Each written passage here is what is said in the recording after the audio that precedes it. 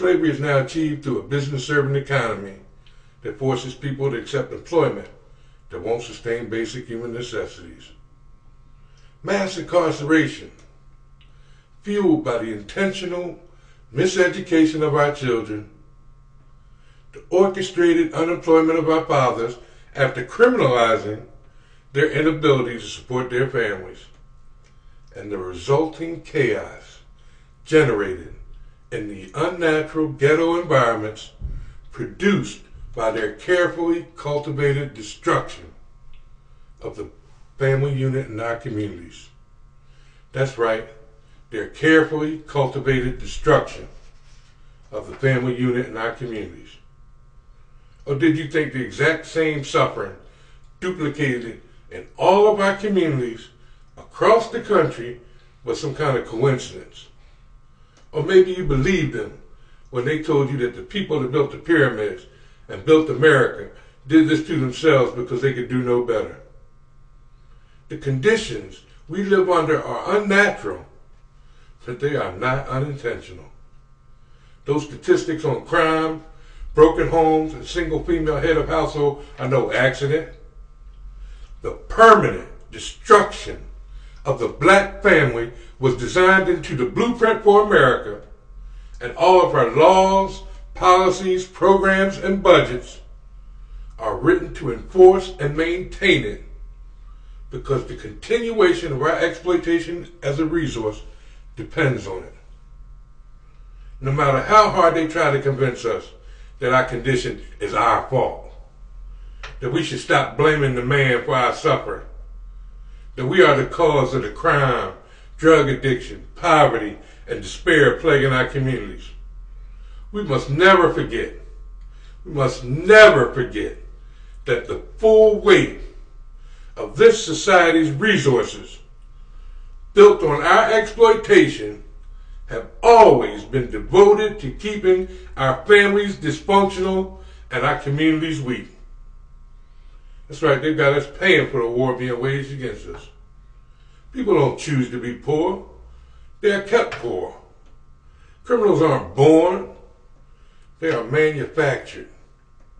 Manufactured through policies written by a corporate government collage of millionaire mercenaries with interests at odds with humanity. We allow ourselves to get caught up in the fraud of citizenship, thinking we have the same options as white people just because they tell us we do.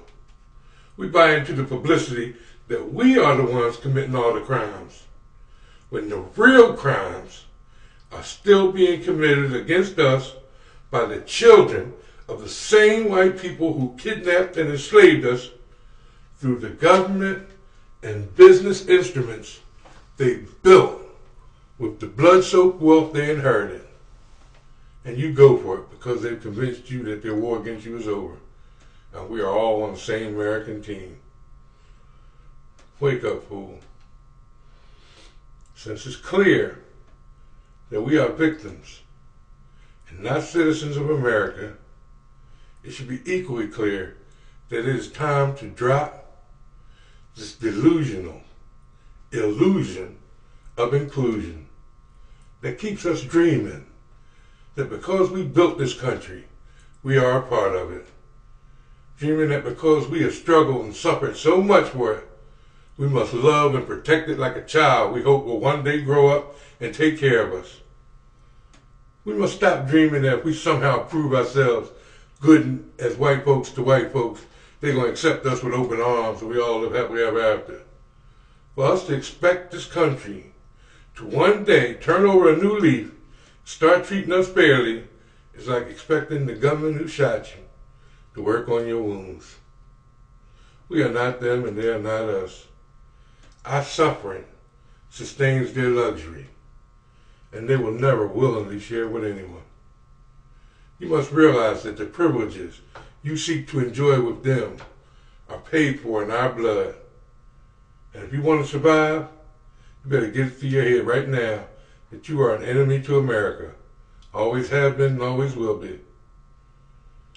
America's at war with you as you try to save America and integrate yourself into it. You have to remember, America was born in genocide, built on slavery. is sustained by the great murder and theft of all the world's people and resources. We have the capacity to do for ourselves and uplift our own communities, not with government assistance, but without government interference. Imagine what we can accomplish for ourselves if we devoted our resources to our own benefit. The only choice we have is to unify as one African people, engaged in the business of race-based group economics and independent political organization, supported by independent military organization, guided by our own African traditional values and spiritual systems, with all of it owned by all of us. Because the bottom line is this: if you are not building black power systems, you're building white power systems. Wake up, black man and woman of Afro-Rakaya.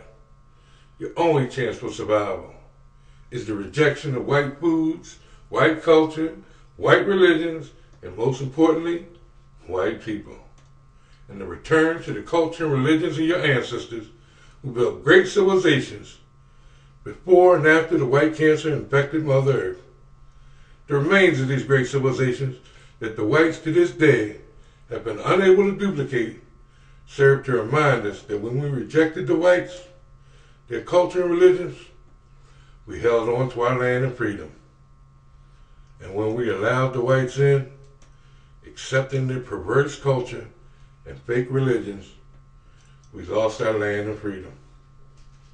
No, you ain't no American. You're Afro-Akanu, Afro-Akaitni, meaning African, black people. Now take the oath, set up an ancestral shrine, and go set your land and people free.